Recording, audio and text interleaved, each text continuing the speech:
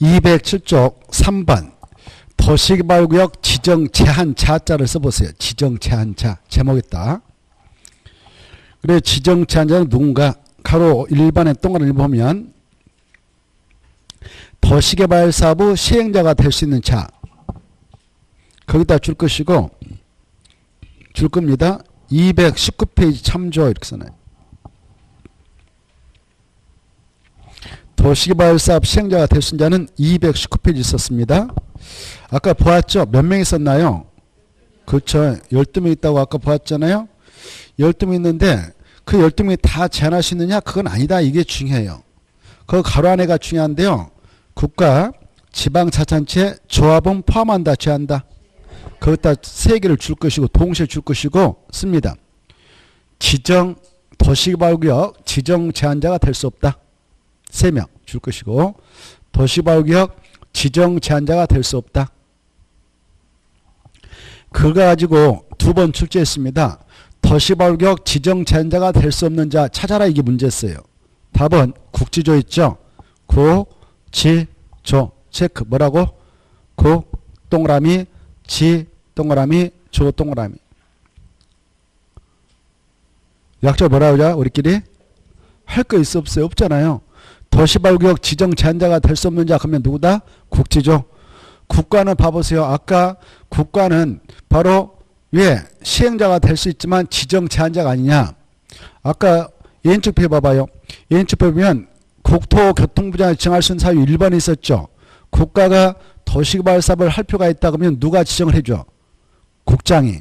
그러니까 국가는 지정을 제한할 필요가 없는 거예요. 알겠죠? 지방자치단체는 왜 지정 제한자가 될 수 없느냐? 아까 시도사, 시장수, 구청장 얘네들은 지정권자이고 지정 요청자였죠. 지정하면 되고 지정 요청하면 되니까 지자체도 제한자가 아닌 거예요. 조합이라고 하는 것은 도시개발구역이 지정된 후에만 그 안에서 조합을 만들 수 있어요. 도시개발구역이 지정되기 전에는 조합은 만들지 않습니다. 그래서 이 3개는 지정 제한자다 아니다? 아니다. 이 정도를 알아두시면 돼요. 넘어가도 되고 자 넘어가서 보시면 209쪽이 나올 건데요. 209쪽에 도시개발구역 지정시의 분할과 결합이 나옵니다. 가로 1번 도시개발구역 지정권자는 도시개발 사업을 효율적으로 추진해 나간다라고 인정될 때에는 도시개발구역을 둘 이상 사업 시행적으로 분할해서 지정할 수 있다. 분할해서 지정할 수 있다. 마지막 보면 지정할 수 있다 이렇게 돼 있죠. 분할해서 지정할 수 있습니다. 이와 같이 가로 2번을 건너뛰어서 도시개발구역을 둘 이상의 사업 시행적으로 분할할 수 있는 경우는 지정권자가 도시개발 사업을 효율적인 추진에 필요하다고 인정하는 경우로서 분할 후 각 사업 시행적 면적이 각각 얼마 이상은 되도록 해야 한다? 1만. 이렇게 도시개발구역을 지정해 나갈 때에 분할 지정할 수 있어요. 이렇게 쪼개서 분할 지정할 수 있습니다. 1 사업시행주고 2 사업시행주고 이렇게 분할 지정을 하게 될 때 분할되어지는 면적은 최소 얼마 이상 되도록 해야 되냐? 1만 제곱미터 이상. 이렇게 이해되죠? 1만. 그 다음에 가로 1번으로 올라가셔가지고 셋째 줄 줄 거예요. 서로 떨어진 둘 이상의 지역을 결합 동그라미 결합하여 하나의 도시개발구역으로 지정할 수 있다 없다? 있다. 자 봐봐요. 개발할 수 있는 땅이 여기도 하나 있고 여기도 있어요. 붙어있지는 않지만 이렇게 떨어져 있단 말이에요. 떨어져 있지만 이걸 묶어서 하나의 도시개발구역이다라고 지정할 수 있다 없다? 여기 면적이 7,000제곱미터다. 여기 4,000제곱미터다 면적이. 그러면 이놈하고 이놈을 합해서 1만 이상이 되게 그럼 묶어서 결합 지정할 수 있습니다. 이 지정할 때 원칙적으로 최소 1만 제곱미터 이상이 되도록 해야 되거든. 얼마? 1만 있다고 그래요. 공부하는데. 그래서 이 땅하고 이 땅이 서로 떨어져 있지만 결합해서 하나의 도시개발구역으로 지정할 수 있냐 없냐? 있다. 이 정도를 생각해 두세요. 이따가 포인트예요. 넘어가도 돼요. 나머지 보지 마시고 210페이지 하단부에 가로 1번 도시개발구역의 지정규모가 나와있죠. 이 면적은 한 번, 두 번 시험에 출제된 바 있습니다. 작년인가 재년에 한번 나왔고, 그래 이 면적은 기본적으로 수험생에 나면 머리에다 넣도록 하셔야 돼요. 도시발구로 지정할 수 있는 대상 지역 규모는 다음과 같다 해서 이 박스를 머리에다 넣어버렸어요. 넣을 것도 없죠. 뭐 여러분 할 일이 뭐예요? 공부죠. 공부. 그렇죠. 그래서 공부밖에 돼 있겠습니까 지금? 자, 그래 이 수치는 간단해요. 이 표를 보면 이렇습니다. 도시발구를 정할 때 전 국토가 이렇게 있다 합시다. 원래 국토가 이렇게 생겼지만 남쪽에 있는 전국에 있는 토지를 국토라 합니다. 이걸 변형했다 이거죠. 그래 국토는 국토의 계획 및 이용에 관한 부분에 따라 크게 사용도 지역으로 구분 층에서 이용하고 있다고 그랬죠. 도시적하고 그 다음에 관리적하고 농림적하고 자연환경 보전적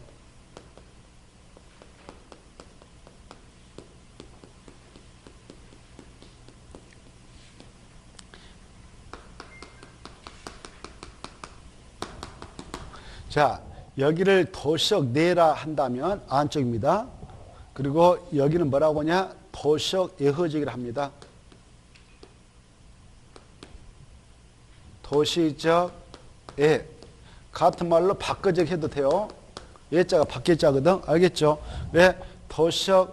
도시적 예허지역. 그러면 이적을 립하고 있다. 이쪽에 관리적, 농림적, 자연보전적. 알겠죠? 그리고 이 관리는 다시 세 가지로 세분 지정, 이용, 관리하고 있는데 그 명칭이 어떻게 되냐? 도시적 근교는 계획관리적,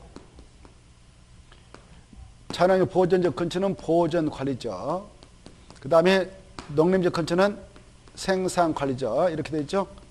그래서 보전관리, 생산관리, 계획관리역과 농림적과 자연보전적을 묶어서 뭐라고 한다? 도시적 예허지기를 한다 이렇게 알았어요. 자, 그 다음에 이제 이 도시적은 크게 네 가지 지역으로 구분 지정 이용하고 있죠. 명칭 뭐가 있어요? 하나, 둘, 셋, 넷. 뭐 어디? 주거지역, 상업지역, 공업지역. 그 다음에 녹지지역. 이 정도 알고 계시죠? 녹지역은 다시 바로 세 가지로 또 세분 정할 수 있죠. 녹지지역. 이름이 뭘까? 저 산에다 주로 도시역이 있다 그러면 산이 있어요. 산에다 지은 것을 보존 녹지지역이라고 그래요. 뭐라 한다고? 보존 녹지지역. 보존 녹지역은 도시적에 있는 자연환경을 그대로 보존하고 경관도 보존하자. 그래서 주로 산에다 정합니다. 이 산에다 정을 하고 산에서 물이 내려오는데 물을 이용하여 과거에 우리 선조들이 농사를 지켜 한 땅을 만들어놨어요. 그걸 뭐라고? 농지라고, 농지. 그래서 예쁜 농지들이 그 밑에 있어요. 그래 이 농지에서 농업적 생산을 위하여 일단 개발을 유보하자 해서 지정해 놓고 있는 녹지가 있는데 그걸 뭐라고 그랬어? 생산 녹지지역. 그 다음에 주거적, 상업적, 공업적 개발 용도 지역이요. 거기서 개발이 끝나서 개발할 땅이 바닥났다. 그럴 때 추가 개발 용지를 좀 제한적으로 공부를 하자 해서 쪼개놓은 녹지가 있는데 그 녹지역은 뭐라고 하느냐? 자연 녹지기를 하죠. 그래 자연 녹지역은 불가피한 경우에 하나여 제한적인 개발이 허용될 수 있는 땅으로 지정했다. 이렇게 하셔야 돼요. 자, 이렇게 돼 있어요. 자, 지금 이러한 장소에서 도시개발 사업을 하기 위해서 도시개발구역을 지정해 나가려고 한다. 이렇게 이 도시개발구역을 지정해서 이 안에서 뭐 합니까? 도시개발 사업하죠. 이 사업이란 것은 중요한 공적 사업이요 계획사업입니다. 엄청난 행정력을 동원해서 합니다. 그리고 쾌적한 도시를 조성하자 해서 지정하죠. 그래서 이 도시개발구역을 지정할 때는 바로 최소 이 정도 이상은 지정해라 라고 법에서 규정합니다. 너무 좁게 하지 말라 그 말이에요. 그래서 이상으로 면적이 규정되어 있다 이렇게 하세요.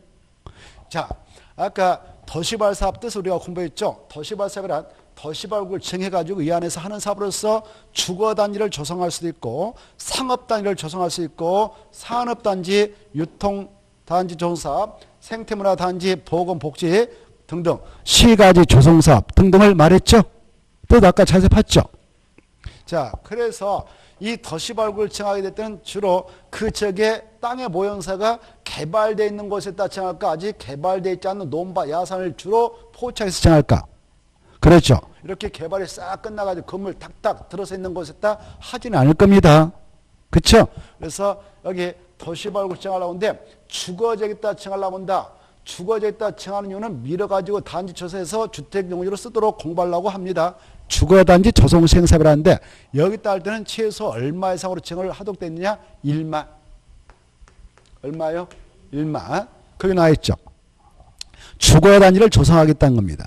여기요. 상업지역은요. 상업단지를 조성하겠다는 겁니다. 상업단지. 여기도 얼마 이상은 돼야 되냐? 1만.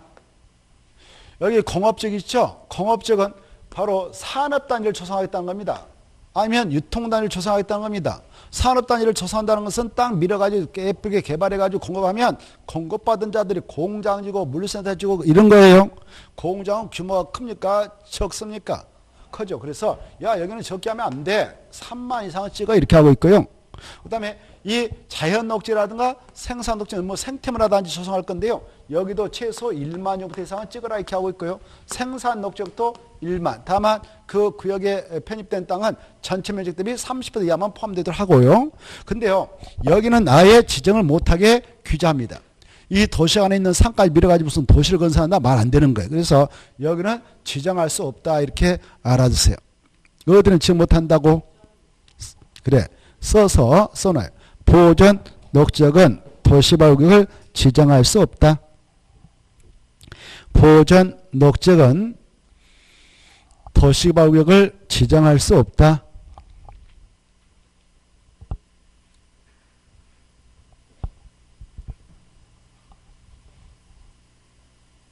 어디는 지정할 수 없다고? 보존 녹지죠. 자, 그러면 지금까지 했던 거 한번 봐보세요. 자, 여기 봐봐. 도시개발 구역을 지금 지정할 수 있는 지역과 그 지정 규모를 체크해 보고 있는데 지정할 수 없는 지역은 일단 어디는 안 된다? 보존 녹지역. 그래서 시험에서 여기 봐보세요.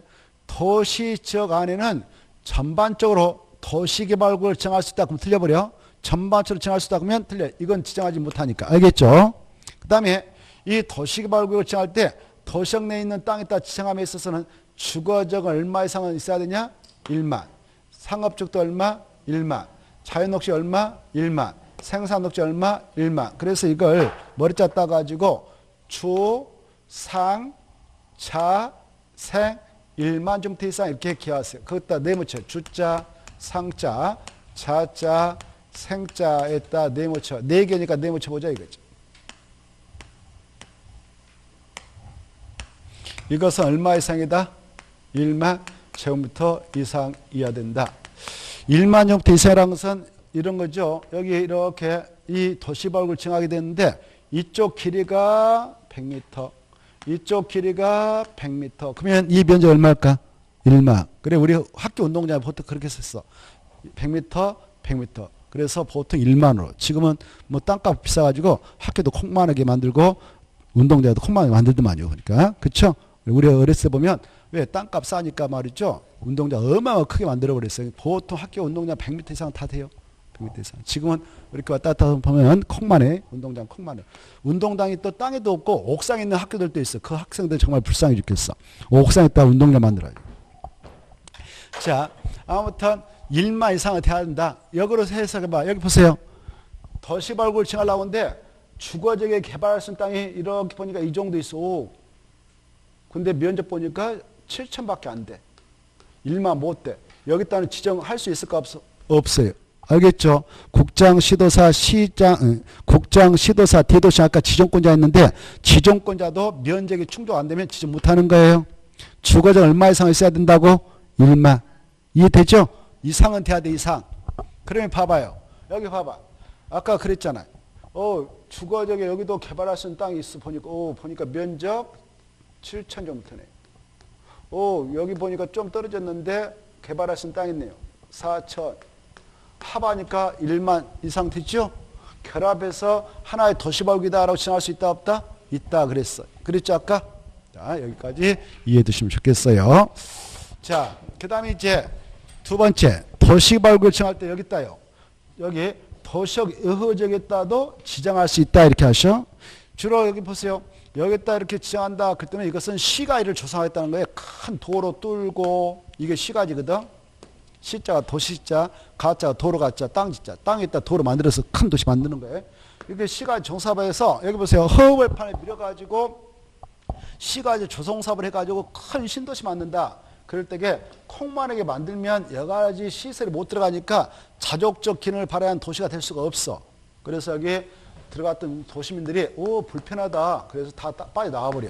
그러면 유령 도시가 돼버린다 그래요. 그러면 텅텅 펴버리는 도시가 안 차고 사람이. 그러면 사회적 비용만 엄청 날릴 거 아니에요. 그래서 여기 도시가 건설 때 그 도시 혼자서 운영이 되도록 바로 최소 30만 정도 이상으로 지정해라 이렇게 하고 있어요. 얼마요? 30만. 그래 도시적 요적은 30만 이상은 돼야 된다. 우리 운동장 30개를 합한 면적이다 이렇게 상상을 하면 돼요. 그래서 도시역은 30만 정도 이상. 그런데 말입니다. 여기 보십시오. 이 주택이 주로 여기도 있고 여기도 있고 여기도 있긴 합니다만은 여기 도시역에 있던 주택들이 부족했어. 그래서 주택난이 발생해가지고 주택을 열택이라든가 아파트를 질 수 있는 땅이 바닥나 버렸네.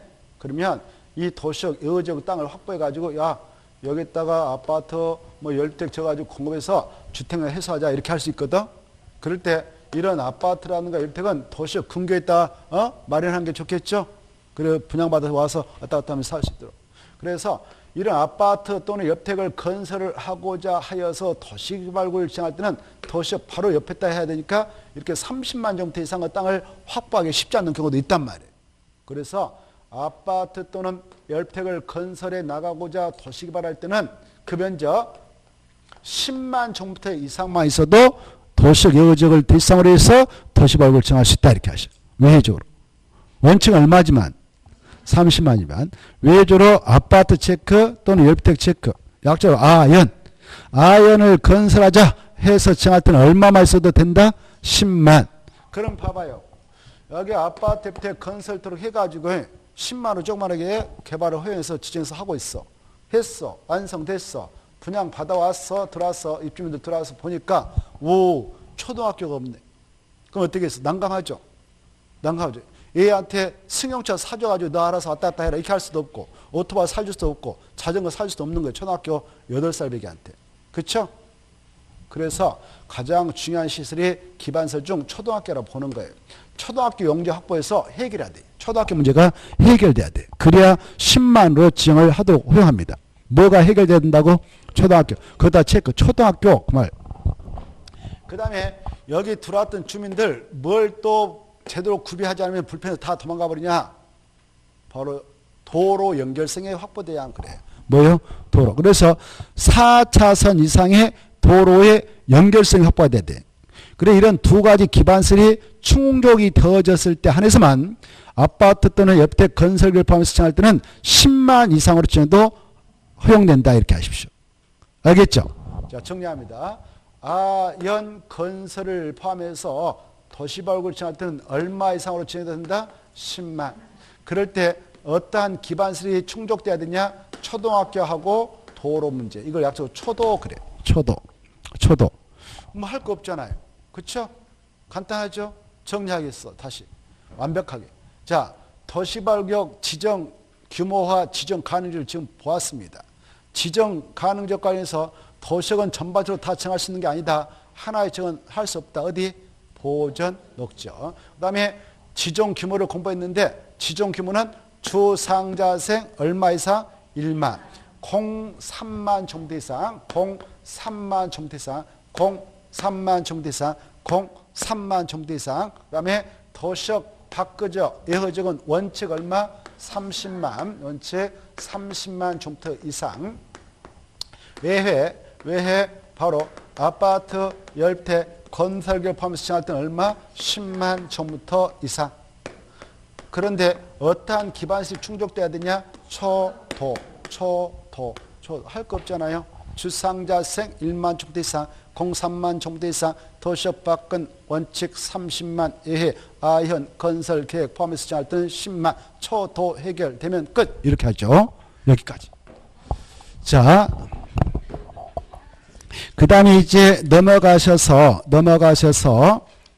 바로 211페이지 뭐 지정자치 이런 거 시험에 안 나오니까 통과하고 넘어가요. 넘어가면은 한참 넘어가요. 넘어가면 한참 넘어가도 되겠다. 215페이지 보세요. 215페이지 보면은 4번이 나올 거예요. 제일 밑에 동그라미 일부분 바로 내려갑니다. 215페이지. 도시개발구역이 지정 고시된 경우 해당 도시개발구역은 여기 봐봐요. 이렇게 도시개발구역이 지정됐어요. 이렇게.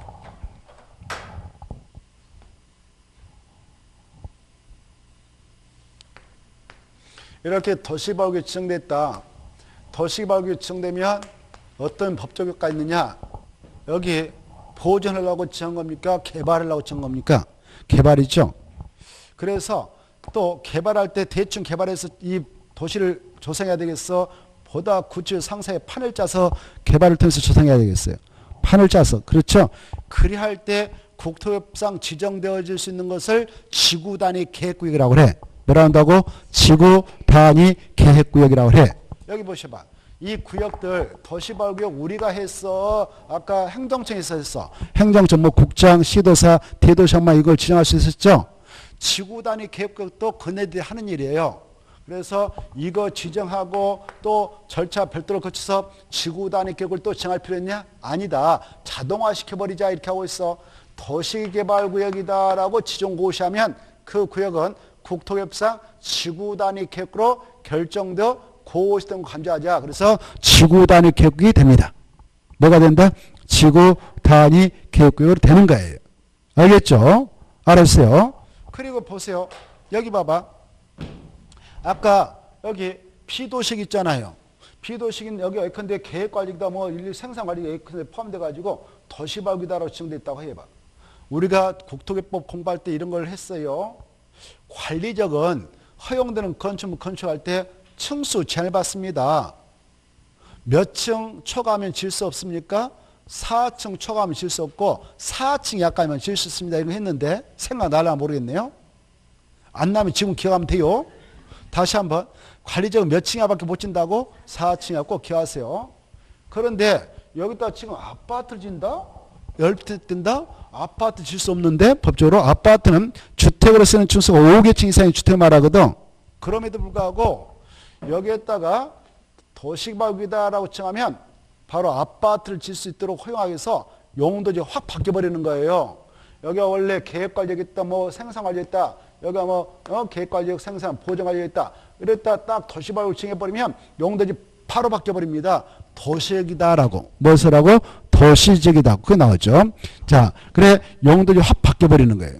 바뀌어가지고 그 다음에 여기 봐봐. 지구단위 계획이 되고 도시역이 되니까 여기 아파트를 질 수 있는 땅이 돼. 그리고 지구단위 만들어서 3년 만에 여기다 아파트 딱 진다, 10대 진다 하면 짓는 거예요. 알겠죠? 그래 지구단위 계획구역 안에서는 지구단위를 짜가지고 지구단위 만들어서 지구단위로 허용된 건축물을 정해주거든. 무엇으로 정해준다? 지구단위 계획으로. 자, 그걸 생각하면서 동그라미 1번을 보자 이거죠. 보겠습니다. 1번은 좀 중요표를 해놓고 머리에서 이해가 될 때까지 자주 읽어보셔요. 도시개발구역이 지정고시된 경우 해당 도시개발구역은 국토의 계획 및 이용에 관한 법률에 따른 무순적으로 결정되어 고시본다. 도시적. 그리고 무슨 구역? 지구단위 계획구역으로 결정되어 고시되어 본다. 이해돼요? 되죠? 그런데 다 그런 건 아니다. 다만 예가 있습니다. 다만 비도시역에 도시역이 아닌 지역에 이미 지구단위 계획구역이 지정되어 있다. 취락지로 지정된 경우에는 그러하다, 그러하지 아니하다. 그래, 그러하지 아니하다라는 것은 무슨 말이에요? 그 장소는 도시적 및 지구단위 계획으로 결정 고시된 걸로 본다, 보지 아니한다, 보지 아니한다. 그 말이에요. 이해되죠? 자, 그것 예해도 잘 봐두셔. 예컨대 여기 봐봐요. 여기 보십시오. 여기 관리적에 마을이 있어가지고 그 불악을 정비해 나갈 수 있도록 하기 위해서 여기다 취락주다라고 칭해놨어요. 이렇게 취락주. 여기 또 여기 농림역에도 취락주다라고 칭할 수 있거든.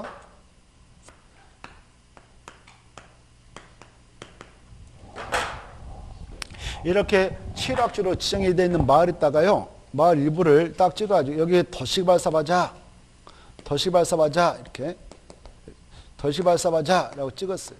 그래서 더시발구를 딱 정했네요.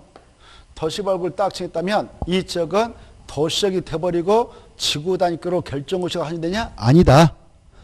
취락주로 지정되어 있는 지역에 대하여 도시발구를 정하면 아까 도시역 및 지구 단위로 결정고시 된 것을 본다라는 규정은 적용한다 안 한다? 안 한다. 그래서 용도의 변화 없어요 여기는. 알겠죠? 그냥 농림지역이요 보호정관리 그대로입니다. 용도의 변화 없다. 이렇게 하십시오. 이거 하나는 아셔야 돼. 어디에다 도시발구를 정하면은 그 장소는 도시역이 되는 것도 아니고 지구 단위로 결정고시 된 걸로 보지도 않느냐. 취락주 하나만 받으시오. 뭐요? 취락주고 그 정도만 딱 하나 받으시고 그 다음에 이제 나머지 통과해도 돼요. 넘어가 보세요. 넘어가서 보면 가로 2번이 있을 거예요. 행위잔이 있죠. 행자 앞에다 말을 써봐. 도시개발구역 안에서 그래서 행위 제한 앞에다가 말을 좀 써라고. 도시개발구역 안에서 이렇게 도시개발구역 안에서 이렇게 개발구역 안에서의 행위자. 여기 여러분 땅 이렇게 도시개발사발라고 딱 정해놨어. 이렇게 논밭이 있는데 여기다 정해놨다 이렇게. 그러면 이 안에 편입된 땅에서는 마음대로 사적으로 개발행위 할 수 있다 없다? 없다 그 말이에요. 행위 제한을 받는다. 행위 제한을 받는다. 그래 여기서는 이제 계획적인 도시개발사업을 하려고 한 만큼 사적인 개발행위 못하도록 제한받습니다. 이때 제한되는 행위가 바로 크게 7가지가 있어요. 몇 가지 있다고요? 7가지. 그 박스 안에 보면 1번부터 7번까지 나오죠. 머리 짰다 가지고 그냥 건공, 토, 물, 주까지 7가지를 할 수가 없구나 이렇게. 우리가 국토의 계획 및 등한 법률을 공부할 때 개발행 허가 파트 공부했죠. 건공, 토물 허가받고 해라 이런 거 했죠. 근데 도시개발법 넘어서는 도시개발구역 안에서는 그러는 거예요. 도시개발구역 안에서는 7가지를 못하게 막아놓고 이거 하려면 허가 신청서 내서 허가받고 해라. 허가 받지 아니한 상에서 못한다 이렇게 규제합니다. 이 허가를 받아야 할 사항이 7가지인데 자세히 좀 여러분은 읽어두셔야 되겠다. 첫째, 건축물의 건축, 건축물의 대수선, 건축물의 용도 변경, 가선축물의 건축 이런 것들 다 용도 변경 이거 허가받고 해라 이렇게 돼 있죠. 둘째, 인공을 가히 제작한 시스템을 공장으로 하는데 공장을 설치도 허가받고 해라. 셋째, 바로 토지 형질 변경. 뜻이 거기 써졌어. 성토, 절토, 정지, 포장을 통해서 토지의 형상을 변경한다. 공유수민이 바다를 매립한다. 이런 것들이 뭐다고요? 토지 형질 변경. 토지 걸쳐한다. 허가받아라. 그 다음에 흙모래 자갈 바위를 토색을 하는데 이런 것들을 채취할 때도 허가받아라. 다만 바로 토지 형질 변경을 목적으로 하는 토수지는 이미 3번에서 허가를 받도록 하고 있으니까 별도로 허가는 받을 필요 없어요. 그 다음에 토지보다 무조건 허가받아라. 옮기기 쉽지 아니한 물건을 일교상 쌓을 때 허가받아라. 나무, 대나무를 중물에 하는데 그걸 벤다, 벌채, 심는다, 식재 이거 허가받아라 이렇게 돼 있죠. 자, 그런데 2번 허가 없이 허용되는 것도 있습니다. 다음에 해당하는 6가지는 허가 없이 할 수 있다고 되어 있죠. 허가받지 않고 할 수 있어. 도시발견에서 이걸 잘 구분하셔야 돼요. 어떤 것은 허가 없이 허용되느냐. 재복구 재난수습에 필요한 응급조치 행위, 농림수산물 생산에 직접 이용하지 않은 간이 공작물. 간이 공작물이라는 것은 A, B, C, D, E, F, G, H 이런 것들 말이에요. 알겠죠? 이런 것들 뭐라 한다고? 간이 공작물. 그래 여기 농림수산물 생산에 직접 이용하지 않은 비닐하우스 설치한다. 양자물질 설치한다. 고추 아니면 잎담배 김 이런 농림수산물 생산에 필요한 건조장 설치한다. 버스협회사 종묘 배양장 테이프장 탈곡장 설치한다. 이때는 허가 받는다 안 받는다? 안 받아요. 여기 봐봐요. 이렇게 도시개발사발라고 도시개발을 지정했어요. 이 지정해가지고 바로 사업하는 것 아니에요. 시간 엄청 많이 걸립니다. 저기 판교 그 옆에 또 동탄 이기 신도시는 노무현 대통령실에 도시개발사업하자라고 찍어놨었습니다. 근데 지금 하고 있어요. 이제서 하고 있어요. 얼마나 많은 시간이 흘렀습니까? 그러면 이렇게 사업에 들어가기 전에 여기 논밭을 가지고 계신 분들도 있을 거 아니에요. 땅. 이분들 그냥 허가 없이 6가지는 편하게 하세요. 이렇게 하고 있는 거예요. 몇 가지는요? 6가지는 사업에 들어가기 전에 편하게 그냥 6가 하고 위에 7가지는 허가 받고 하세요. 이렇게 하고 있습니다. 허가 받고 하세요. 근데 허가는 함부로 안 내주겠죠. 자, 그래 농림수산물 생산에 직접 이용되는 간이 공장을 설치할 때도 허가 받으라. 간이가 뭐냐면 한자로 간편하고 이자가 쉬울 일이거든. 간편하고 쉽게 공장을 설치하는 것이 간이 공장을 설치인데 이것은 허가 없이 가능한 거예요. 자, 경작을 위한 토지 형의 변경, 도시개발구역의 개발에 지장을 주지 않고 자연경관을 훼손하지 보면서 토수했지. 그리고 그 구역에 남겨두기로 결정된 대지에서 물건을 쌓아두니 관상용畜목의 임시기는 허가 없이 가능하다 이렇게 돼 있죠. 식재라는 것은 심는 거예요, 나무를. 근데 가로 안에 있는 말 유념하셔야 돼요. 어디다 심을 때는 죄되어서 허가 받아야 되냐?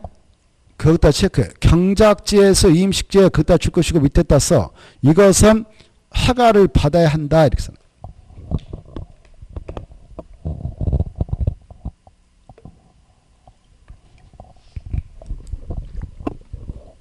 그래 이 경작지에서 임식지 여기 보세요. 이 이따 우리가 공부하는데 도시개발 사업이라는 것은 수용 3방식도 있고 환지 방식도 있고 두 가지 섞어서 혼용 방식이 있습니다만은 수용 방식을 적용해서 사업하겠다라고 도시개발을 정해놨다 합시다. 정해놨는데 아직 사업 들어가면 멀었단 말이게 한참 시간이 많이 흐른 뒤에야 들어가는 경우도 있습니다. 그 사이에 노원밭이 있는데 노원밭에다 막 나무를 심는다. 이것은 임시로 식재한다 해도 보상금을 타먹게 한 수자로 간주해서 규제차 허가를 받도록 하겠다 이겁니다. 경작지에다 심을 때는 못 받아야 된다? 허가. 이유 불문하고 허가 받아야 돼. 경작하고 논밭이고 논밭. 경작지에다가 임시로 식재를 한다 해도 이것만은 허가를 받도록 규제해버린다. 이렇게 하십시오. 자, 그 다음에 이제 오른쪽도 모셔가지고 자, 기득권 보호가 나오죠. 이 도시개발구역을 오늘 딱 지정고시에 딱 가정해봐. 근데 이 안에서 이미 적법 절차를 거쳐서 허가 등을 받아서 공사의 사업에 착수한 자가 있어. 그것도 체크해. 착수한 자. 착수한 자는 바로 또 허가를 받아야 되냐? 허가 받을 필요 없어. 그냥 신고만 하고 개소할 수 있다 이렇게 하고 있어요. 뭔 하고요? 신고. 이 구역 지정고시부터 며칠에 신고하면 되냐? 30일 내에 이렇게. 착수한 자만 그렇게 기득권을 보여줍니다. 30일 내에 신고하고 신고서를 제출해라 그 말에 신고한단 말이에요. 신고하고 개소할 수 있다 이렇게 알아셔야 됩니다. 거기 제출한 후 그 말은 신고해라란 말이에요. 신고. 제출 그것다 해요. 제출했다 밑에다 신고. 신고한 후 일을 계속 시행할 수 있다. 뭔 말고 계속 할 수 있냐? 신고. 자, 그 다음에 그 정도 보시고 넘어갑니다. 넘어가면 219페이지 도시개발사업 시행의 시행자가 있었고 넘어가시고 한참 넘어가 되겠고 바로 200 넘어가요. 한참 나오면 어디가 나오냐? 222페이지 222페이지 보면 2번 있을걸? 시행자 변경이 나와있죠. 찾았나요? 자, 시행자 변경 보면 지정권자는 박스 안에 있는 사유에 해당하는 경우는 시행료를 변경할 수 있다 이렇게 돼 있죠. 222페이지 222페이지 이 시행자는 누가 지정하냐면은 아까 12명 중에 1명을 찍어서 보낼 때 지정권자가 투입하는 거예요. 누가요? 지정권자. 그래 이제 지정권자가 그 친구 계속 지켜보면서 이 5가지 사유에 걸리면 바로 변경해서 교체할 수가 있는 거예요. 5가지가 왜 5가지냐?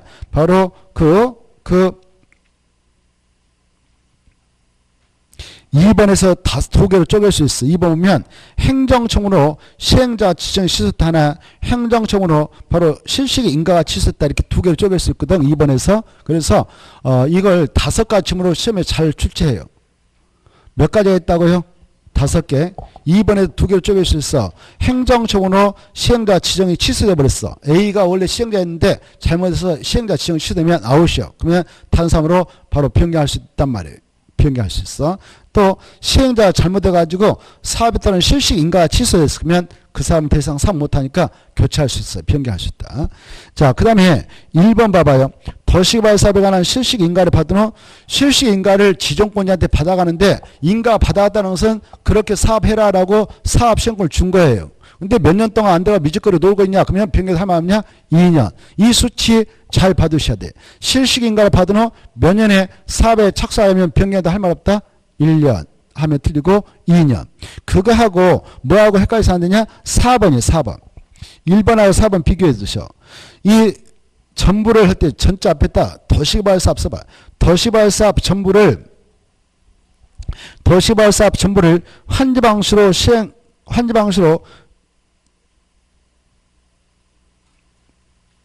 환지 방식으로 말을 써봐요. 환지 방식으로 그 다음에 사에 넣고서 시행할 때 써요. 시행할 때. 환지 방식으로 시행할 때 그렇게 좀 쓰세요. 자, 다시 한번. 도시개발 사업 전부를 무슨 방식으로? 환지 방식으로 시행할 때 시행자로 지정된 토지 소유자 또 그들이 만든 조합이 있었어. 이 자들이 도시개발구역 지정고시부터 몇 년에 사업 이렇게 하겠다라는 사업에 관한 실식을 작성해서 인가를 신청하자면 변경도 할 말 없냐? 1년. 이 1년이 6개월로 나온 바 있어. 그러면 틀리겠어. 가로 안에 있는 거 신경 쓰지 말고 그거 1년을 중요해놔.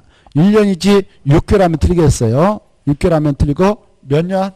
1년. 그거하고 1번하고 헷갈린단 말이에요. 1년하고 2년. 이걸 꼭 유념하셔야 돼. 그리고 이 시행자에게 문제가 있어가지고 바로 3번 부도가 났어. 파산이 났어. 더 이상 사업 목적을 달성하기 어렵다. 그럴 때도 변경도 할 말 없습니다.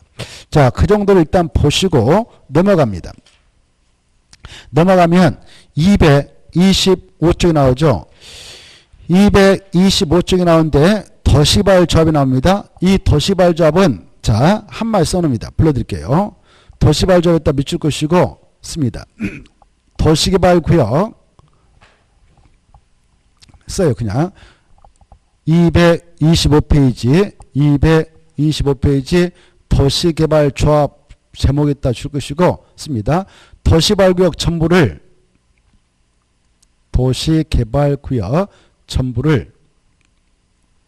환지 방식으로 시행할 때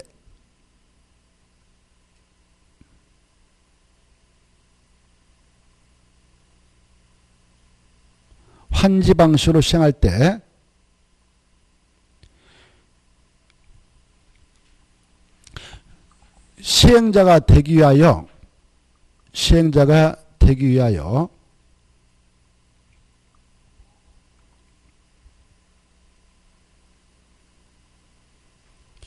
도시개발구역 내 토지 소유자가 설립한 조합이다. 토지 소유자들이 설립한 조합이다.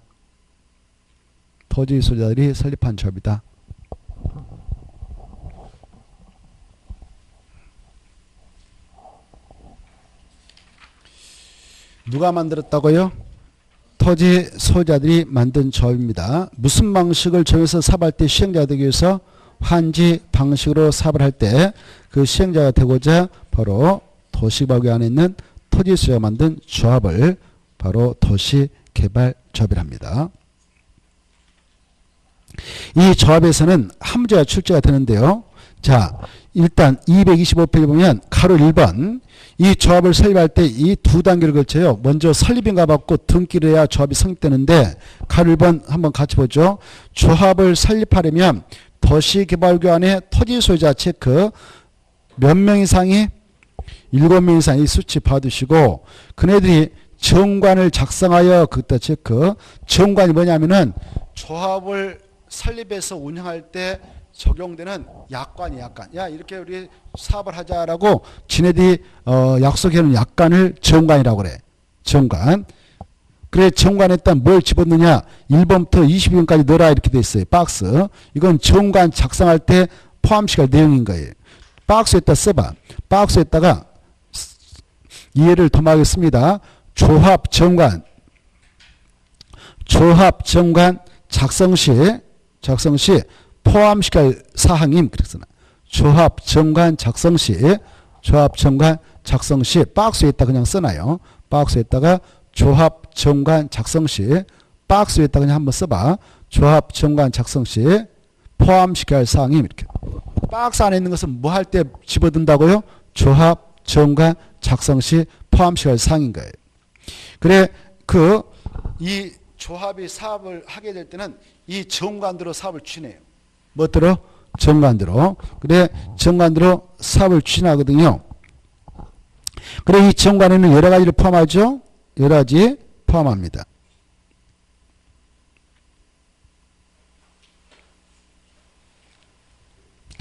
이런 정관을 작성해서 누구한테 가느냐? 지정권자한테 가는 거예요. 누구한테 간다고요? 지정권자한테 가서 우리 조합 설립할래요? 라고 인가 신청해서 인가를 받아야 돼. 인가권자가 지정권자예요.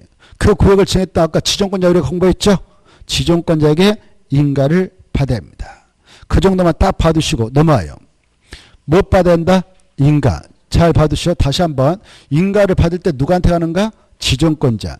그래 그때 조합을 설립할 때는 도시벌구 안에 있는 토지소자들이 맞는데 토지소자 몇 명 이상 있어야 되냐? 7명 이상. 7명 이상이 정관을 작성해서 그걸 첨부해서 조합 설립 인가를 받으러 지정권자가 한다. 이렇게 딱 생각해 놓고 넘어옵니다. 226페이지 가로 2번에 동그라미 1번.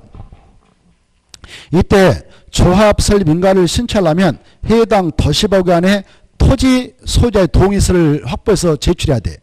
이때 동의요건을 잘 받으셔. 이렇게 도시벌구역이 지정됐다. 도시벌구역이 이렇게 지정됐다면 이 안에 토지 면적을 이렇게 3로 나눠요. 이때 여기 A 거, B 거, 여기 짜투 땅이 있는데 10명 있다.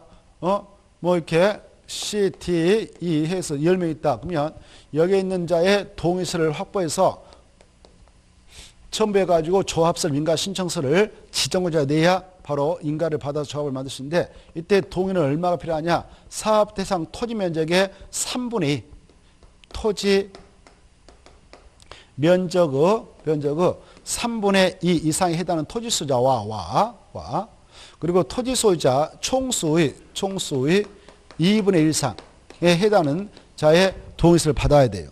거기 나있죠? 이 동의 요건은 잘 좀 받으세요. 여기 봐봐요. 이건 와자가 중에 또 그래 면적이 먼저 나옵니다. 총수 나중에 나오고요. 이 토지 면적에 얼마 이상에 해당하는 토지소유 동의가 필요하냐? 3분의 2. 그럼 봐보세요. 이 땅덩이가 커가지고 A가 단독 소유, B가 또 단독 소유예요. 그러면 면적의 3분의 2 이상에 해당하는 토지소유자의 동의받아라. 그러면 A 것, B 것 받아보면 끝나죠? 면적은 충족됐죠. 3분의 2 되잖아요. 그러면 이쪽에 있는 친구들이 다 반대했다. 난 조합 설립하는데 반대한다. 이렇게. 왜? 조합을 설립해서 이 도시발 사업을 진행하게 될 때요. 바로 돈을 내야 되거든. 뭐 낸다고? 돈. 조합 경비도 내야 되고 사업에 따른 비용도 내야 하고 그래야 돼요. 나는 반대한다 이렇게 할 수 있거든. 그래 아무튼 다 반대해버렸어. 동의서 안 줬어요. 그러면 이 조합을 설립할 수 있냐? 인가 신청도 인가 안 내줘버립니다. 여기 보니까 면적의 3분의 2 이상에 해당하는 토지 소유자와 뒤에 이것도 충족시켜야 되거든. 토지 소유자 총수에 얼마에 동의받아야 된다? 2분의 1. 여기 봐봐. 여기 안에 토지 소유자 총수가 몇 명이냐? 하나, 둘, 여기 10명, 12명이죠? 12명 중 2분의 1을 동의를 받아야 돼. 그럼 몇 명? 6명.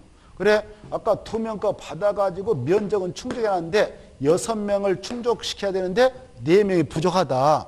그러면 이쪽에 있는 4명의 의사를 또 어때요? 살펴봐가지고 동의서를 받도록 노력해 하셔야 돼요. 그렇죠? 그래서 6명을 쳐야 되거든. 그러면 이 요건을 충족할 수 있어. 이 와자가 동시요건이다 이렇게 하셔. 뭔 요건이다고? 동시요건. 그래서 와자가 중요한 거예요. 그러면 이렇게 해봐요. 여기 봐봐요. 이러면 되나 봐봐. 여기 봐봐요. 여기 6명이 다 찬성했어. 6명 아니라 10명. 아까 10명 있다고 했지 땅 주인들이 종하는 거. 10명이 다 찬성했어. 동의서 줬어요. 그러면 여기 총수의 2분의 1 이상 동의받아라. 이건 충족됐죠? 근데 면적의 바로 3분의 1을 충족시켜야 되는데 여기가 만약 반대버렸다. 동의서 안 줬다 그러면 이 요건은 충족시킬 수 없는 거예요. 면적 3분의 1밖에 안 되잖아요. 그러면 이쪽에 한 명의 동의서를 받아야 면적까지 충족시켜서 바로 동의요건 확보했다 볼 수 있는 거예요. 이 와자 그래서 동시요건이다 이렇게 하셔. 뭔 요건이다? 동시요건. 와자란 말이 중요합니다. 와자 대신에 또는 이렇게 나오면 틀리겠어. 시험에서 또는으로 나온 바 있는데 또는은 바로 이것이 됐든 둘 중 하나만 선택해서 충족시키면 된다 이런 말이 돼버리는 거예요. 선택적 요건 되는 거예요. 그래서 와가 중요하다 이렇게 하셔. 그리고 와도 중요하지만 바깥이면 또 틀려. 면적을 2분의 1로 총수를 3분의 1로 하면 틀린다. 그것도 주의를 요합니다. 됐죠? 그래 이 동요건을 확보해가지고 설립인가 신청서 낼 때 첨부해서 내야 지정권자가 조합 설립인가 내줍니다.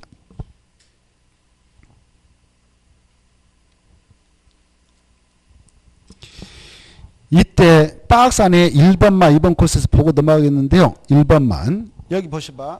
이제 금방 이 면적의 3분의 2 이상에 해당하는 토지소유 동의서 받고 토지소유 총수 2분의 3 이상 동의서 받아서 설립인가 신청시 낼 때 첨부해서 내라고 그랬잖아요. 이때 이 면적을 계산하고자 하는데 이거 A라는 사람은 개인 소유 사유지고 이것도 개인 거 사유지고 이거 쭉 보니까 이건 국가 땅, 지자체 땅, 지자체장 이렇게 돼 있다 합시다. 이때 이 땅은 국유지라고 이것은 공유지라고 그래. 뭐라 한다? 공유지. 이걸 하면서 국공유지 그래. 이 도시개발구역 안에 있는 이 토지 면적을 계산할 때 국공유지가 있고 사유지가 있다면 이 면적을 계산할 때는 국공유지 포함해서 면적을 계산해서 3분의 1을 바로 산정하느냐 아니면 국공유 면적 제하고 사유지만 가지고 합해서 그 면적을 3분의 1을 계산하느냐 이런 문제가 있겠죠. 국공유지가 있다면 포함한다 제한다. 거기에 체크 포함. 시험에서는 제해 이렇게 잘 나와요. 포함. 국공유지 포함해서 이 면적 계산한다. 이 정도 받으시고 그 다음에 가로 3번 설립 등기가 나와 있죠. 조합의 설립인가를 받은 조합의 대표자는 설립인가 받아냈다면 30일 내에 주된 사무 소지에 가서 법원에 그 지방법 지원 이런 데 있거든. 가서 설립 등기를 해야 돼요. 뭐 등기한다? 설립 등기를 해야 합니다. 이렇게 2번으로 1번 내려가봐. 이렇게 주된 사무 소지에서 등기를 하면 그때 조합은 성립하는 거예요. 성립했다 체크. 뭐까지 해야 성립한다? 등기. 이게 중요해. 등기하지 않으면 조합은 성립되지 않습니다. 인가받아오면 조합은 성립되지 않습니다.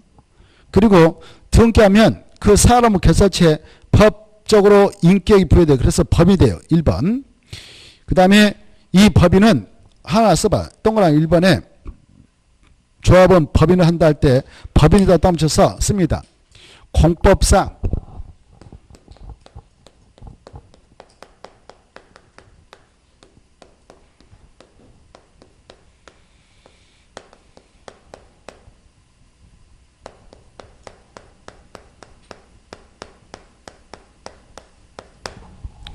공법상 비영리 사단법인이 이렇게 써요. 이 조합이 성립되면 법인이 되는데 이 법인은 어떠한 성립을 갖는다? 공법상 비영리 사단법인을 성립한다 그래. 그래 이 법에 따라 지금 조합이 만들어졌죠. 이 법이 도시개발법입니다. 도시개발법은 법을 크게 두 가지 나누는데 사법과 공법 이렇게 나와. 사법과 공법. 이 도시개발법은 사법일까요? 공법일까요? 그렇죠. 우리가 지금 부동산 공법하고 있죠. 그래서 공법이에요. 공법에 따라 이 조합이 탄생됐으니까 공법상 법인이다 그래. 알겠죠? 근데 법인은 법인데 이 조합은 돈 벌려고 만든 회사가 아니에요. 회사는 영리를 목적으로 만드는 법이에요. 영리법인인데 회사하면 우리 상법상 네 가지 있어. 여러분이 중학교 때 다 공부했을 거예요. 회사, 주식회사, 한명, 합자, 유한회사 이런 거 공부했죠. 이 회사를 만든 이유는 돈 벌려고 하는 거예요. 그래서 그런 회사인 법인은 영리법인이 이렇게. 근데 이 조합은 돈 벌려고 만든 게 아니라 시행자가 되려고 만들었거든. 그래서 비영리법인 그래. 뭐라 한다고? 비영리법인. 그 다음에 이 토지 소자에게 바로 문구를 해서 법인격을 줬어. 그래서 바로 사람의 결사체에다가 법인격을 부여해서 법인대로 했으니까 사단법인의 성격을 띈다 그러는 거예요. 사단법인. 사단법인지 재단법이 아닌 거예요. 재단법이 아니라 뭐라고? 사단법인. 재산을 덩어리에다가 법인격을 부여하면 재단법이다. 뭐 장학재단이 있다 그러면 바로 재단법이라고 그래. 근데 이건 사람 결사체에다가 법인격이 부여됐으니까 사단법인 그래요. 알겠죠? 그래. 이 도시개발조합이라고 하는 것은 법인은 법인인데 어떠한 성격 갖는 법이냐? 공법상 비영리 사단법인의 성격 갖는 법이다. 이렇게 알아주시고 그래서 2번 봅시다. 이 도시개발 조합에 관하여 도시개발법으로 규정하고 있다. 이 법으로 규정한 거 그따 줄 거 봐. 이 법으로 규정한 거 그건 도시개발법이요. 밑에다 써. 우선 적용. 그래 이 법으로 규정하고 있으면 그걸 먼저 적용해. 근데 없다. 이 법이 없다. 그러면 이 사단법이라는 규정으로서 일반법적 위치를 찾아온 것이 민법이거든. 그래서 민법 중 사단법인 규정을 갖다 적용된다. 이걸 준용 복귀라고 그래. 나중에 그걸 보충 적용한다. 이렇게 쓰나. 민법 중 사단법인 규정을 적용한다. 준용한다. 그것은 나중에 보충 적용하는 거예요. 사단법인이에요? 재단법인이에요? 그것 좀 봐두세요. 오른쪽 넘어오셔서 3번, 1번. 네, 동그란 1번. 이 조합이 이제 만들어졌다. 그러면 조합은 누가 되냐? 중요표 1번. 도시법 안에 있는 누가 된다? 토지소자. 토지소유자 줄 것이고 강제적으로 됨. 강제적으로 됨. 강제적으로. 어쩐다고? 강제로 된다. 자기가 되고 싶어서 되는 게 아니라 자기가 의사를 무관하게 강제로 다 되는 거예요. 어디에 있다면? 여기요. 여기 봐봐요. 도시개발구역 안에 있는 토지 소지하면 자기 의사를 무관하게 다 강제로 조합이 되는 거예요. 알겠죠? 여기 봐봐요. 아까 야 우리 조합 설계하자 해서 이 동의 받으러 다녔어. 어떤 자는 내줬고 동의서 줬고 어떤 자는 반대했어. 반대파가 있다 그래도 이 요건 충족시켜서 설립인가를 신청했다만 설립인가를 내줬다. 설립인가 받고 30일 등기했다. 조합 성립됐다. 그러면 아까 동의했던 반대했던 이 안에 있는 토지 소지하면 다 강제로 당연 조합이 되는 것이다. 이렇게 해야 하세요. 이해되죠? 자, 그 다음에 이제 동그라미 2번. 그러면 조합원이 되면은 조합 구성으로서 권리와 의무를 갖게 되는데요. 1번 잘 봐두셔. 이 보유 토지할 때 보자 앞에다 말써봐. 보자. 조합원은 이렇게 쓰나. 조합원은 보유 토지의 면적에 관계없는 평등한 의결권 말 떴어. 의결권을 행사한다. 의결권을 행사한다. 이렇게 쓰나. 그래야 하는데 공부하기 편해. 의결권을 행사한다. 무슨 말이냐면 여기 벌써 이제 써놨다면 여기 보셔봐. 이제 조합을 안건 의결하기 위해서 오늘 조합 총회를 열어. 100명이 조합원이라 합시다. 다 모였어. 총회를 가지고 의결을 해. 찬성 반대. 근데 땅 주인이 A가 왔어. A. 땅 주인 B가 왔어. 이렇게. 또 땅 주인 아까 이거 C가 왔어. C건 콩만 하죠. 얘네들 크죠? 그때 보유 토지 면적에 비례해서 의결권을 차등 행사하느냐 면적과 무관하게 다 하나씩 행사하느냐 이 말이에요. 다 하나씩 면적. 이해돼요? 면적에 비례해서 행사한다. 관계없이 평당 의결권 행사한다. 관계없이 평당 의결권 행사한다. 꼭 알았어요. 자, 그 다음에 이제 나머지 일단 통과하고 쭉쭉쭉 내려가셔서 가로 2번에 1번. 가로 2번에 1번 보면은 조합에 임원을 둔다. 거기다 체크. 뭘 둔다? 임원. 이 조합을 운영하려면 임원진을 둔다 이런 말 쓰죠. 우리가 개인적으로 어떤 조직을 만들어서 운영할 때도 그 조직이 회장도 있고 총무도 있고 뭐 별거 다 두잖아요. 감투. 3명이 개 모임을 가졌다. 근데 1명은 회장, 1명은 감사, 1명은 총무 막 복잡해. 우리나라에서 그 감투를 좋아하니까. 그래 여기도 감투 둬라 이렇게 했어. 조합장도 두고 이사도 두고 감사도 둬라 이렇게. 보고 계세요? 자, 그러면 이걸 두는데 이건 필수적이 필수. 임을 둘 수도 있고 안 둘 수도 있는 게 아니라 필수로 꼭 돼야 돼요. 법적으로. 이때 바로 2번 봐봐. 조합의 임원은 누가 되느냐? 의결권을 갖는 조합원이어야 된다. 이렇게 돼 있죠. 이런 게 봐봐요. 여기 땅 보니까 A 건데 알고 봤더니 A 혼자 단독 소유하는 거라 아버지한테 뭐 상속받았는가 A하고 A 동생하고 A 또 동생하고 A 또 동생 4형제가 공동으로 상속을 받았어. 공동으로. 이때 얘네들은 땅은 한 필지잖아요. 그렇죠? 이때 조합총회 열어서 의결할 때 4명이 다 의결권 행사하는 거 아니에요. 공유로 돼 있는 땅 주인들은 대표자 1명에만 의결권을 주는 거 법적으로. 알겠나요? 그러면 여기는 4명 다 토지 소유자니까 지분을 가지고 있어서 토지소유는 조합원은 조합원인데 조합원 중에 의결권을 형이 행사하세요라고 했다면 동생들은 의결권이 없는 조합이고 큰형님은 의결권을 갖는 그런 조합이 되는 거예요. 이때 바로 이 임원 오늘 조합장 이사 감사 뽑으려고 그래. 근데 의결권이 없는 동생들은 임원으로 출마할 수 있어 없어? 없다 그 말이에요. 이해돼요? 자 2번 봐. 조합장 이사 감사 임원이라는데 임원은 의결권을 갖는 조합원이어야 된다. 그리고 조합 정관 시간에 따라 어디에서만 산임한다? 총회에서만. 총회는 조합원이 전체 하는 그 최고 의결국이에요. 자 그 다음에 3번 결격 사유가 있어. 아무나 여기 아까 봐봐. 여기 형이 의결권이 있다 해서 와서 조합장으로 출마했어. 응? 동생들은 안 돼요. 의결권이 없으니까. 이 형이 조합장으로 출마한다고 왔는데 의결권 있는 조합원이 있어. 오, 조합장 이사 감사 뽑을 때 무조건 출마한다고 해서 다 선거에 붙이느냐? 안 돼요. 다 신원제에 들어가는 거예요. 뭐 들어간다고? 신원제. 그래서 야 뭐 서류 내라. 가족관계사항 증명서 내라. 뭐 내라. 다 내요. 그거 내면 다 드러나.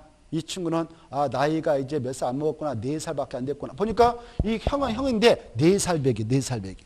몇 살? 4살. 여기는 3살. 여기 밑에는 2살. 여기는 바로 이제 나와줘. 이렇게 분유통 빨고 막내. 이렇게 생겼어요. 이때 4살 배기를 조합장으로 앙쳐놓으면 되겠어? 안 되겠어? 일 되겠어? 안 되겠어? 일이? 안 되죠. 미성년자를 하거든. 민법상 뭐라고 한다고? 미성년자. 그래 이런 미성년자 그 다음에 피성년 후견인, 피한전 후견인 이런 애들은 제한 능력자로서 단도로 유한 법률을 할 수 없도록 규제해버리고 있어. 민법에서. 그런 친구들을 조합장으로 뽑아내면 일이 되겠어? 안 되겠어? 안 돼. 그래서 아까 이렇게 의결권 있는 조합원에도 임원이 될 수 없는 자들을 딱 정해놨어. 이걸 결격사유라고 그래. 뭐라 한다고요? 결격사유. 결격사는 한마디로 말하면 문제아들이다 이렇게 생각하면 돼. 뭐라고? 문제아들. 그네들은 임원이 될 수 없다. 조합원이 될 수 없다. 임원이 될 수 없는 거예요. 조합원이 될 수 없는 게 아니라 여기 토지 소유는 다 조합원 되거든. 강제적으로. 조합원은 되는데 임원은 될 수 없는 자들이 있다. 이걸 정확히 해두셔. 넘어가 보세요. 어떤 친구들이 바로 문제아니까 임원이 될 수 없냐? 느낌이 오죠. 1번 피성년 후견인, 피한정 후견인, 미성년자. 이네들은 제한 능력자니까 안 된다. 두 번째 파산 선고받고 복권되지 않는 자, 금고 이상의 형을 선고받고 그 집행 끝나고 집행을 받지 않고 확정돼 몇 년이 지나지 않는 자 2년. 그리고 바로 집행유예 기간 중에 있는 자 2년이 지났다. 집행유예 기간이 끝났다. 파산 선고받고 복권되자는 될 수가 있는 거예요. 자, 이 정도 보시고 4번 조합 임원은 그 조합의 다른 임원 직원을 겸할 수 없다. 내가 조합장 됐다면 내가 이사 감사 다 해물 수 있다 없다? 없다 그 말이에요. 자, 그 다음에 5번 중요. 조합장 이사 자기를 위한 조합과의 계약이나 소송에 대해서는 누가 조합을 대표한가? 감사. 그 정도 보시고 조합장은 조합을 대표하고 조합사무를 총괄하고 총회, 대원회, 이사회면 의장이 된다. 이렇게 보시고 이사는 정관의 사람에 따라 조합장을 보좌하고 조합사무를 분장해서 처리하고 감사는 조합의 해결을 감사한다. 그 다음에 조합총회 열어가지고 1번부터 11번까지를 의결하는데 옳지도 못해서 이 조합총회라면 어마어마한 비용과 시간이 걸리죠. 그래서 총회 권한대행으로서 대원회를 둘 수가 있는데 동그라미 1번 의결권을 가진 조합원 수가 몇 명 이상인 조합은 총회 권한을 대행할 수 있도록 대원을 들 수 있는가? 50명 줄 것이고 둘 수 있다. 그다 체크. 그 다음에 저 밑에 5번을 건너뛰어서 조합원의 경비 부담. 이 조합원은 경비를 부담해야 됩니다. 근데 돈 내라 했는데 안 내버렸습니다. 그러면 뭐가 부과되냐? 동그라미 3번. 연체료를 부담시킬 수 있어요. 연체료까지 내라 했는데 또 그것까지 체납하면 바로 동그라미 4번 잘 받으세요. 동그라미 4번과 5번을 좀 잘 받으시어요. 조합은 부득가금을 내라고 했는데 조합이 안 냈다. 연체를 내라 했는데 체납했다. 그러면 자기들은 직접 강제 징수를 못합니다. 법적으로. 그래서 관할 지자체장인 특별자치도지사 저 사업장이 제주도면 특별자치도사 시민시장한테 군체에서 하고 있으면 군사한테 구에서 하면 구청장한테 그 징수를 위탁할 수 있다 없다? 있다. 그러면 그네들이 법적 절차 거쳐서 징수를 해서 조합한테 갖다 줍니다. 그러면 공짜일까요? 고생했다고 수수료 줄까요? 수수료입니다. 5번이 그건데요. 이거 한번 출제된 바 있어요. 이 특별자치도사 시장수 구청장이 부가금 연체료 징수를 위탁받아서 징수했다가 조합한테 갖다 줬다. 그러면 조합은 고생했습니다. 징수한 금액이 100원이면 바로 4원을 갖다 주는 거예요. 그걸 4%라고 그래요. 몇 퍼센트라고요?